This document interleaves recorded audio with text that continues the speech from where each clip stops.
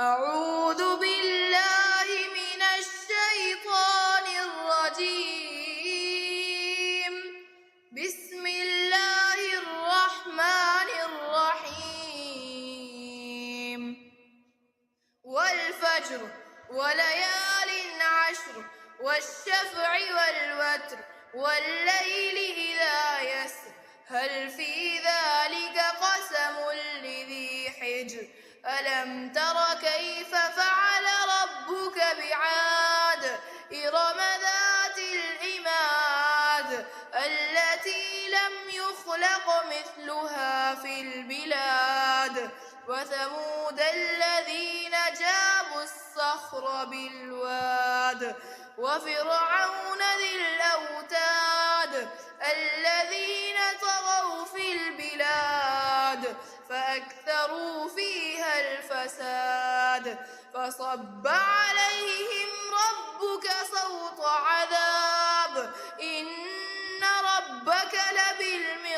لبالمرصاد فأما الإنسان إذا ما ابتلاه ربه فأكرمه ونعمه فيقول ربي أكرمن وأما إذا ما ابتلاه فقدر عليه رزقه فيقول ربي أهانن كلا بل لا تكرمون اليتيم ولا تحاضون على طعام المسكين وتأكلون التراث أكلا لما وتحبون المال حبا جما كلا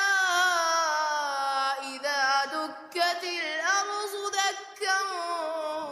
دكا وجاء ربك والملك صفا صفا وجيء يومئذ بجهنم يومئذ يتذكر الإنسان وأنى له الذكرى يقول يا ليتني قدمت لحياتي فيومئذ لا يعذب عذابه أحد ولا يوثق وثاقه أحد يا أيتها النفس المطمئنة ارجعي إلى ربك راضية مرضية فادخلي في عبادي وادخلي جنتي صدق الله